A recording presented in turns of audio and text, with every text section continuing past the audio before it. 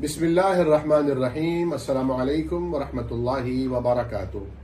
عید الاضحیٰ یا عید قربان مسلمانوں کے لیے ایک عظیم شعار ہے۔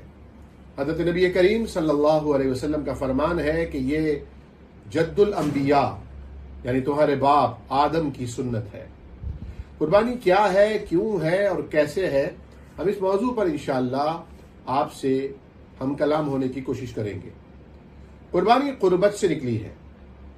اسقربا قربانا، حضرت آدم علیہ السلام کے دو بیٹوں کا ذکر کیا گیا کہ جب انہوں نے اللہ کے حضور قربانی پیش کی، اللہ تعالیٰ نے ایک کی قربانی قبول کر لی اور دوسرے کی قربانی کو رد کر دیا گیا۔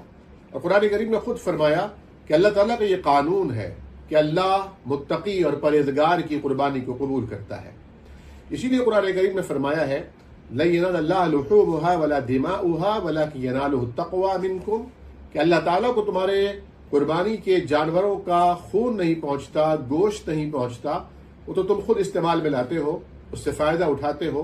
اللہ تعالیٰ کو جو چیز پہنچتی ہے وہ تمہارے دل کی پرہیزگاری اور تمہارا تقوی ہے، تمہارے دل کی کیفیت، تمہارا ارادہ ہے۔ قربانی اصل میں قربت سے نکلا ہے، نزدیکی، یعنی اللہ تعالیٰ کی نزدیکی اور اللہ تعالیٰ کی قربت حاصل کرنے کے لیے انسان قربانی پیش کرتا ہے۔ نبی کریم صلی اللہ علیہ وسلم نے فرمایا کہ جب تم استطاعت رکھتے ہو تو تم قربانی کرو۔ اس کا مطلب یہ ہوا کہ ہر صاحب استطاعت کو قربانی کرنی چاہیے۔ اس بات میں اہل علم کا، فقہاء کرام کا اختلاف ہے، علمی اختلاف، کہ آیا قربانی فرض ہے، واجب ہے، یا یہ سنت موقدہ ہے اور ضروری ہے۔ ظاہر ہے اللہ تعالیٰ کے ساتھ قربت اور اللہ تعالیٰ کے ساتھ نزدیکی کون مومن اور مسلمان نہیں چاہتا۔ قرآن کریم تو کہتا ہے سجدے کرو اور اللہ کی قربت اختیار کرو، اور قرآن کریم نے یہ بھی فرمایا فَصَلِّ لِرَبِّكَ وَانْحَرْ، کہ اللہ تعالیٰ کے لیے نماز پڑھو اور قربانی کرو۔ لیکن ایک اہم ترین موضوع یہ بھی ہے کہ پہلے نماز ہے پھر قربانی ہے۔ قربانی کوئی رسم نہیں ہے، قربانی کوئی ایونٹ نہیں ہے، قربانی اپنے اور اپنی آل اولاد کو خوش کرنے کا کوئی میلہ ٹھیلا نہیں ہے، بلکہ قربانی ایک عظیم باپ اور بیٹے کی ایک عظیم داستان اور قربانی کی یاد دلانے کا ایک ذریعہ ہے۔ اللہ رب العالمین کے بندے اور اللہ تعالیٰ کے محبوب پیغمبر، وہ جو صدیق بھی تھے اور وہ جو ایک اکیلے ہونے کے باوجود امت کا درجہ رکھتے تھے، حضرت ابراہیم علیہ السلام کو اللہ رب العالمین نے بار بار آزمایا۔ وَإِذِ ابْتَلَىٰ إِبْرَاهِيمَ رَبُّهُ بِكَلِمَاتٍ فَأَتَمَّهُنَّ قَالَ إِنِّي جَاعِلُكَ لِلنَّاسِ إِمَامًا، فرمایا کہ ہم نے ابراہیم کی بار بار آزمائش کی، بار بار انہیں ابتلاؤں میں ڈالا اور وہ ہر امتحان میں کامیاب ہو گئے، تو ہم نے انہیں ساری امت کے لیے امام بنا دیا۔ حضرت ابراہیم کے بعد سے لے کر جتنے انبیاء، جتنے پیغمبر رسول تشریف لائے، وہ سب انہی کی آل اولاد میں سے، کچھ بنی اسرائیل سے تھے، اور جناب نبی کریم صلی اللہ علیہ وسلم ختم الرسل، خاتم النبیین، بنی اسماعیل سے سلسلہ نبوت کا بھی اختتام ہو گیا۔ لیکن اللہ تعالیٰ نے فرمایا تھا تمہارا یہ سنت اور تمہاری یہ طریقہ ہمیشہ باقی رہے گا، آخر تک چلے گا۔ چنانچہ قربانی ہر سال کی جاتی ہے۔ سوال یہ پیدا ہوتا ہے کہ کیا ہم قربانی کیا جانور ذبح کرتے ہیں یا اپنے آپ کو بھی فرما برداری کے لیے پیش کرتے ہیں؟ ایک آزمائش وہ تھی کہ جب حضرت ابراہیم علیہ السلام کے والد یا ان کے چچا، مفسرین کا اس میں اختلاف ہے، لیکن اغلب زیادہ امکان یہی ہے کہ ان کے والد عاذر تھے، وہ بت تراش تھے، اور اس معاشرے میں بتوں کو بہت خاص مقام حاصل تھا۔ ہر گھر میں کئی کئی بت ہوا کرتے تھے۔ چنانچہ چلتا ہوا کاروبار تھا، ایک ایسا بزنس تھا جس میں ڈیمانڈ اور سپلائی دونوں کی فراوانی تھی، لیکن حضرت ابراہیم علیہ السلام نے اس چلتے ہوئے کاروبار کو لات مار دی۔ باپ نے گھر سے نکال دیا، گوارا کر لیا۔ بادشاہ وقت نے آگ میں ڈال نہ جانا کا فیصلہ کیا، گوارا کر لیا۔ پھر اللہ تعالیٰ نے جب 80 برس کی عمر میں ایک بیٹا دیا جس کا نام انہوں نے اسماعیل رکھا۔ جب ابھی وہ شیرخوار تھے تو حکم دیا گیا کہ ان کو اور ان کی والدہ کو لے کر جہاں جبریل رک جائیں وہاں رک جانا۔ چنانچہ جبریل نیویگیٹ کرتے ہوئے جا رہے ہیں اور ایک طویل سفر طے کر کے ایک ایسی چٹانوں اور پہاڑوں کے درمیان ایک ایسے گوشے اور وادی میں پہنچے جو بے آب و گیا تھا، نہ وہاں چرند، نہ پرند، نہ انسان، نہ کوئی زندگی کے آثار، کیونکہ وہاں پانی ہی موجود نہیں تھا۔ اور حکم ہوا کہ بس یہاں پر اپنی بیوی اور بچے کو سکونت کے لیے چھوڑ دو۔ قرآن کریم ذکر کرتا ہے، انہوں نے اللہ تعالیٰ سے فرمایا رب انی اسکنت ربنا انی اسکنت ذریتی من ذریتی بواد غیر ذی زرع، اللہ میں نے اپنی اولاد کو تیری خوشنودی کے لیے ایک ایسی سرزمین پر چھوڑ دیا ہے جہاں کوئی پتا بھی نہیں ہے، جہاں پانی کا قطرہ بھی نہیں ہے۔ اللہ کیوں؟ ربنا لیقیموا الصلاۃ، تاکہ اللہ یہ نماز قائم کرے۔ یعنی آپ اپنی اولاد کے پیدا ہونے سے پہلے بھی اپنی اور ان کی نماز کی فکر کیجئے، ان کی زندگی میں بھی ان کو نماز کی تلقین کیجئے، اور بعد میں بھی آپ یہ دعا کرتے رہیے، رب اجعلنی مقیم الصلاۃ ومن ذریتی ربنا وتقبل دعا، اللہ مجھے بھی نماز قائم کرنے والا بنا، میری اولادوں اور نسلوں کو بھی نماز قائم کرنے والا بنا، اور اللہ یہ دعا ہمارے حق میں قبول فرما۔ حضرت ابراہیم علیہ السلام نے جب اپنی زوجہ محترمہ سیدہ ہاجرہ علیہ السلام اور ان کے اپنے لخت جگر نور نظر چھوٹے سے شیر خوار بچے جناب اسماعیل کو اس سرزمین پر چھوڑا، تھوڑے دنوں میں کھجوریں ختم ہو گئی، کچھ ہی دیر میں پانی ختم ہو گیا۔ ماں آخر فیڈ کیسے کرا پاتی جب کھانے کو پینے کو ہی کچھ نہ ہوتا؟ اسماعیل تو ننھی سی جان تھے، رونے لگے، بلکنے لگے۔ حضرت ہاجرہ نے تو صبر کا دامن تھاما ہوا تھا، لیکن اس معصوم بچے کو کون سمجھاتا؟ جس جگہ وہ ایڑیاں رگڑ رہے تھے اس جگہ اللہ تعالیٰ نے ایک کمال کر دیا۔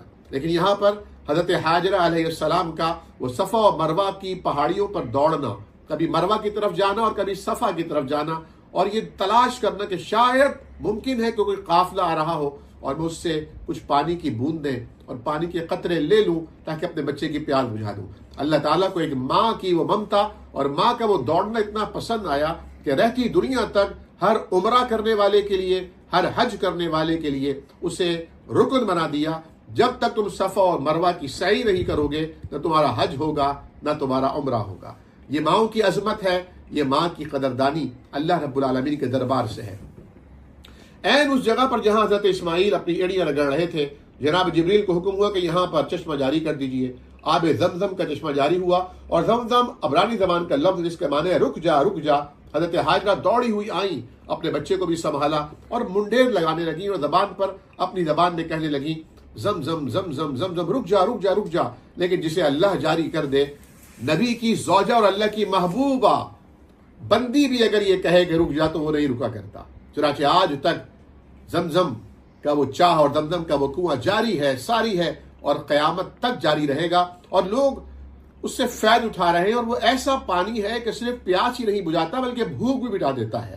صرف پیاس اور بھوک کا ہی علاج نہیں کرتا بلکہ زخموں کا، امراض کا بھی وہ علاج کرتا ہے۔ چنانچہ جب وہاں سے قافلہ گزرا اور قافلے والوں نے اس پانی کو پیا، اس کی تاثیر اور اس کی مٹھاس اور اس کی چاشنی، اس کا ٹیسٹ انہیں اتنا پسند آیا کہ انہوں نے کہا اب تو ہمیں یہیں رہنا پڑے گا۔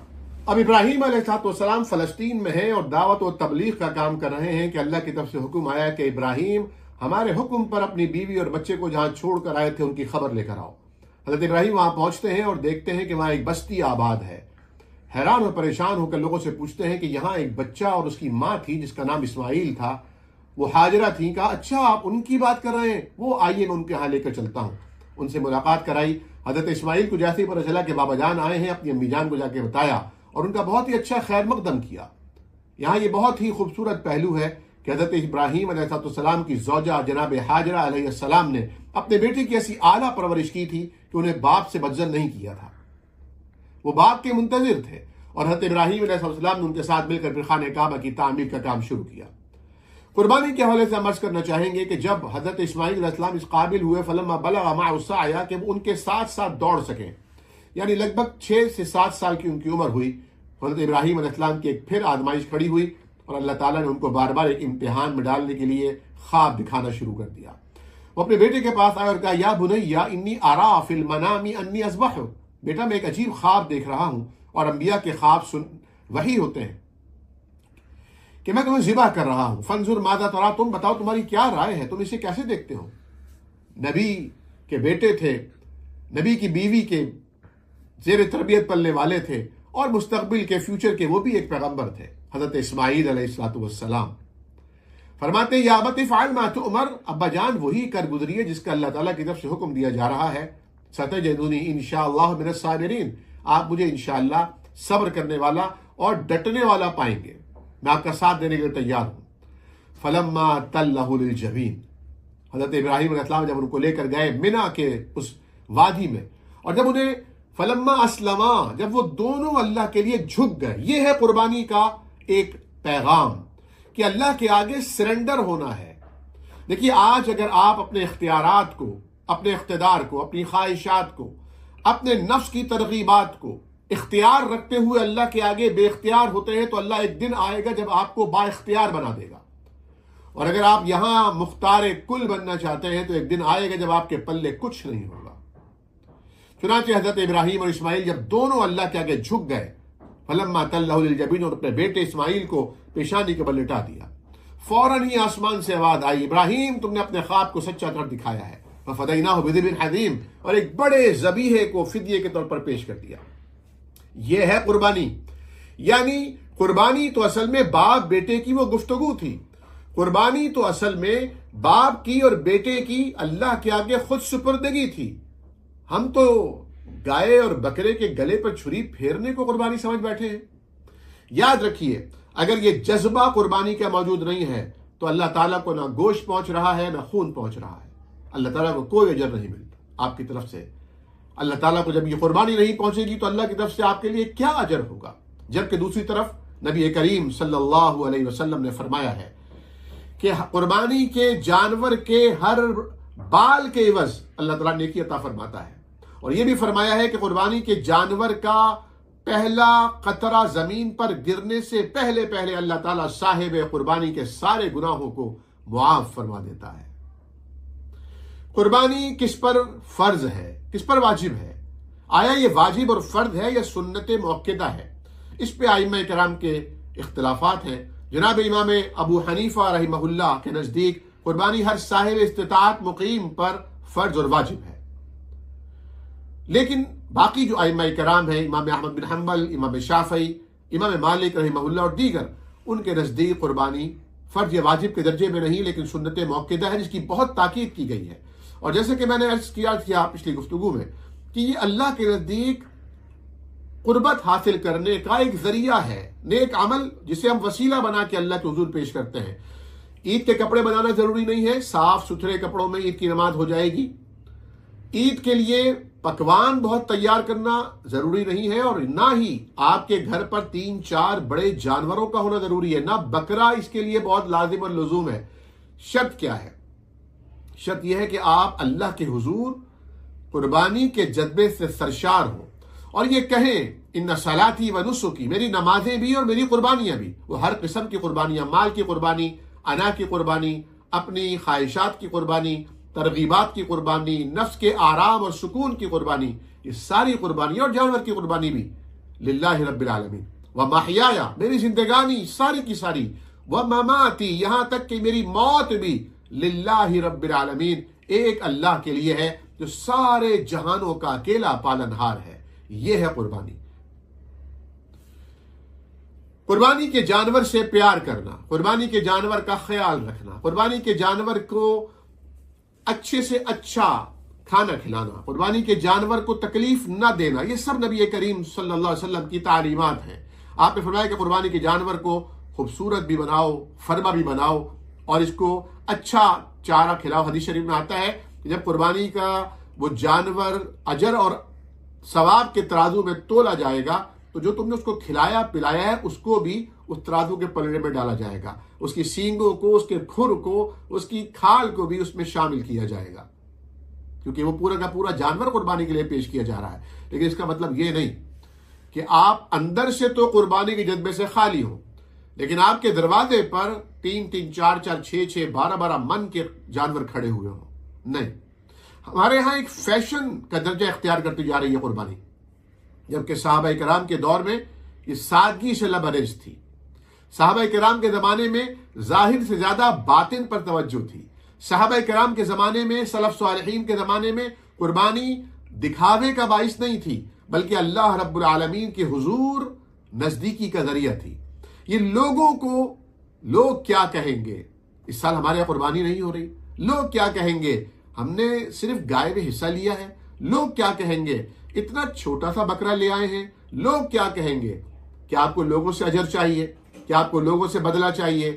کیا لوگوں سے ثواب چاہیے؟ تو پھر آپ بہت خسارے کا سودا کر رہے ہیں، کیونکہ اتنا پیسہ خرچ کرنے کے باوجود بھی آپ کے پلے کچھ نہیں آ رہا. ہاں، اگر آپ کی نیت یہ ہے کہ میں اپنے اللہ کو خوش کرنا چاہتا ہوں اور ہم اپنی حیثیت کے مطابق ایک اچھا جانور لیتے ہیں، اگر آپ کے پاس پیسے اتنے ہیں کہ اگر آپ نے قربانی کا جانور لیا تو نہ آپ بجلی کا بل پے کر سکتے ہیں، نہ آپ اپنے گھر کا کرایہ دے سکتے ہیں، نہ آپ بچوں کے اسکول کی فیس دے سکتے ہیں، نہ آپ گھر میں گروسری لا سکتے ہیں، تو پھر آپ قربانی نہ کیجیے۔ اللہ رب العالمین نے اور نبی کریم صلی اللہ علیہ وسلم نے جن جانوروں کی قربانی کو جائز اور حلال قرار دیا ہے ان میں بکرا، بکری، بھیڑ اور دمبا، اور اسی طرح گائے اور گائے کی نسل سے یعنی جاموس جسے بھینس کہا جاتا ہے، اور اونٹ شامل ہے، اونٹ یا اونٹنی۔ لیکن ان کے لیے ضروری ہے کہ 2 دانت ہونا ضروری ہے، یعنی بکری یا بکرا 1 سال کا لازمی ہونا چاہیے، اسی طرح اونٹ 5 سال کا ہونا چاہیے، گائے 2 سال کی ہونی چاہیے، اور بھیڑ کے لیے بھی یا جذعاء کے لیے بھی 1 سال کا ٹائم ہے۔ لیکن اگر وہ اتنا موٹا تازہ اور اتنا زبردست جثہ رکھے، فربا ہو کہ وہ ہو تو 6 ماہ کا لیکن لگے کہ یہ 1 سال کا ہے، تو اس کی بھی قربانی ہو سکتی ہے اگر اس کی جگہ پر کوئی جانور نہ مل رہا ہو۔ اور میں یہ چاہوں گا کہنا کہ اگر آپ کو گائے مل رہی ہے تو پھر زبردستی آپ بھینس کی قربانی نہ کیجیے اور بلا وجہ ایک لوگوں کے درمیان اشکال وغیرہ پیدا کرنے کی کوشش نہ کیجیے۔ گائے کے اندر 7 افراد حصے دار بن سکتے ہیں، اونٹ میں ایک حدیث کی روح سے 7 افراد 7 خاندان حصے دار بن سکتے ہیں، اور ایک حدیث کی روح میں نبی کریم صلی اللہ علیہ وسلم نے 10 افراد کو شریک فرمایا تھا، تو 10 افراد بھی ایک اونٹ میں حصے دار بن سکتے ہیں۔ ایک قربانی کا جانور پورے گھر کی طرف سے کفایت کر سکتا ہے، جو خاندان کا سربراہ ہے، جو صاحب حیثیت ہے، جو کماتا ہے، اس کی طرف سے یہ قربانی پیش کی جائے گی، جو اس کی پوری فیملی کی طرف سے ہو جائے گی۔ اگر فیملی میں کئی افراد ایسے ہیں جو صاحب حیثیت ہیں، صاحب استطاعت ہیں، تو پھر سب کی طرف سے قربانی کیے جانے میں بھی کوئی حرج نہیں ہے۔ جو حرج ہے وہ دکھاوے میں ہے، نمائش میں ہے، وہ تبذیر میں ہے، وہ لوگوں کو دکھانے میں ہے۔ اللہ تعالیٰ کو دکھانے کا عمل تو انتہائی محبوب اور انتہائی پسندیدہ ہے۔ قربانی کا جانور کیسا ہونا چاہیے؟ قربانی کا جانور بے عیب ہونا چاہیے، قربانی کا جانور خوبصورت ہونا چاہیے، قربانی کا جانور لنگڑا نہیں ہونا چاہیے، کانا نہیں ہونا چاہیے، لاغر نہیں ہونا چاہیے، کمزور نہیں ہونا چاہیے۔ لیکن قربانی کرنے والا خود کیسا ہونا چاہیے، اس پر غور نہیں کیا جاتا، اس کے بارے میں نہیں سوچا جاتا۔ قربانی جس رقم سے پیسے ادا کر کے قربانی کا جانور لیا جا رہا ہے وہ رقم حلال کی ہے، مشکوک ہے، حرام کی ہے، نہیں سوچا جاتا۔ بس قربانی کا جانور چلا کر دیکھا جاتا ہے، کٹ واک کرائی جاتی ہے۔ ہمارے پاس بہت دفعہ ویڈیوز آتی ہیں اس کو چلتے ہوئے دکھائی، دیکھیں اس میں ہلکا سا لنک آ رہا ہے، کہیں سودا بن رہا ہوتا ہے، تو لوگ کہتے ہیں، چاہتے ہیں کہ بس ہم اس کے ہاں کہہ دیں کہ ٹھیک، اوکے قربانی کا ٹھیک ہے۔ 4 عیوب سے پاک ہونا چاہیے، یعنی ایسا لاغر جس کا گودا ختم ہو چکا ہو، ایسا کانا جس کا جو بھینگا پن ہے، کانا پن ہے، اندھا پن ہے واضح ہو، یا ایسا لنگڑا کہ جس کا بالکل لنگ چلنے کے انداز سے ظاہر ہو رہا ہو، اور ایسا کمزور کہ جو وزن ہی نہ سہ سکے، کھڑا ہی نہ ہونے کے قابل ہو، تو ایسی ردی چیز کی قربانی اللہ تعالیٰ قبول نہیں فرماتے ہیں، اللہ تعالیٰ کو دی نہیں جانی چاہیے۔ اسی سے استدلال کرتے ہوئے کہا گیا ہے کہ قربانی کے ذمہ بے عیب ہونا چاہیے، اور خود کو بھی بے عیب بنانے کی کوشش کرنی چاہیے۔ بے عیب ذات تو اللہ تعالیٰ کی ہے، لیکن کوشش تو کر سکتا ہے انسان اپنے عیبوں کو کم کرنے کی۔ اللہم استر عوراتنا وآمن روآتنا، یہ کوشش ضرور کرنی چاہیے کہ اس کا کان کٹا ہوا نہ ہو، اس کا سینگ ٹوٹا ہوا نہ ہو، یعنی خوبصورت ہو۔ اور یہاں پر اس بات کا بھی ایک خاص حکم میں سمجھتا ہوں کہ فقہاء کرام نے دیا ہے کہ قربانی کے جانور کو اگر پالا جائے تو اس کی نگہداشت کی جائے۔ جب آپ پالیں گے تو آپ کو اس سے محبت ہوگی، جب آپ پالیں گے تو اس کے لیے آپ کا دل دھڑک رہا ہوگا، اور پھر جب آپ اس کے گلے پہ چھری چلائیں گے تو دراصل وہ چھری آپ کے اپنے دل پر بھی چل رہی ہو۔ نبی کریم صلی اللہ علیہ وسلم کی خدمت میں ایک صحابی حاضر ہوئے اور عرض کی کہ یا رسول اللہ، میرے پاس ایک دودھ دینے والی بکری ہے، اس کے علاوہ کچھ بھی نہیں ہے، میں اللہ تعالیٰ کی قربت چاہتا ہوں، نزدیکی چاہتا ہوں، میں اسے قربان کر دوں؟ فرمایا کہ نہیں، تم ایسا کرو کہ ذی الحجہ کا چاند دیکھنے سے قبل ہی اپنے ناخن تراش لینا، اور اپنے جو غیر ضروری بال ہیں ان کو بھی صاف کر لینا بغل وغیرہ سے۔ کیوں؟ ان دنوں میں صرف اللہ کا ذکر کرنا ہے، اور یہی ایک صحیح مسلم کی حدیث میں آپ نے فرمایا کہ تم میں سے جو بھی ذی الحجہ کا چاند دیکھ رہا ہو اور قربانی کی نیت رکھتا ہو، وہ چاند دیکھنے سے پہلے اپنے ناخن بھی تراش لے، اپنے بال بھی کٹوا لے یا منڈوا لے یا ترشوا لے، اور اپنے غیر ضروری بال بھی صاف کر لے۔ کیوں؟ تاکہ حاجیوں سے مماثلت ہو جائے۔ حاجی جس طرح وہاں اللہ تعالیٰ کی تکبیرات اور اللہ کی بڑائی اور اللہ کی عبادت میں لگے رہتے ہیں، آپ یہاں رہ کر بھی ان سے ہم آہنگ ہو جائیں اور ان اشرائے ذی الحجہ میں اور ایام تشریق میں اللہ رب العالمین کے ہو جائیں، اپنی فکر کو چھوڑ دیں۔ تاہم یہ فرض نہیں ہے، واجب نہیں ہے، یہ ایک سنت ہے، اور اگر کوئی اس کا نہیں اہتمام کر پاتا کسی مجبوری کی بنا پر یا کسی غفلت کی بنا پر، تو اس پہ کوئی کفارہ نہیں ہے، فرض اور واجب نہیں ہے یہ، لیکن اس کی فضیلت بہت ہے۔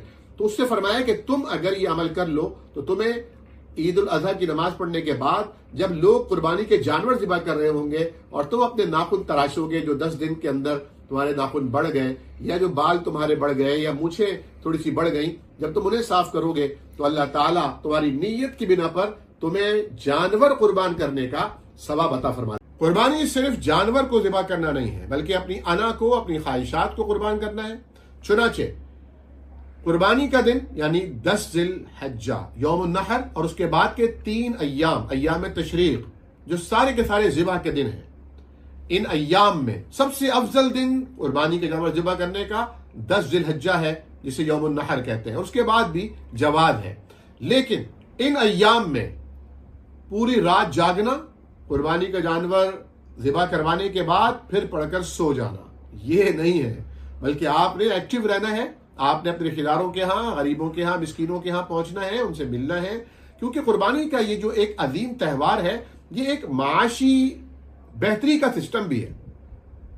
اس سے ایک بہت بڑا فنڈ جنریٹ ہوتا ہے گورنمنٹ کے ٹیکس کے اندر، معاشرے میں جو پیسہ لوگوں کے ہاں ارتکاز پذیر ہوتا ہے وہ گردش میں آتا ہے، غربت مٹتی ہے، اور ہر ایک کو اپنے حصے کا اللہ تبارک و تعالیٰ کی طرف سے رزق پہنچ رہا ہوتا ہے۔ تو قربانی سے ہمیں بہت سے مقاصد حاصل ہوتے ہیں، جن میں ایک ایثار ہے، قربانی ہے، ایک جذبہ حب الوطنی ہے، اور ایک یہ ہے جو عالمگیریت ہے کہ سب کے سب ایک اللہ کے غلام ہو کر اپنے مال میں سے قربانی دے رہے ہیں، اپنے جانوروں کی قربانی دے رہے ہیں، اپنی جان پیش کرنے کا بھی وقت آیا اس سے بھی دریغ نہیں کریں گے۔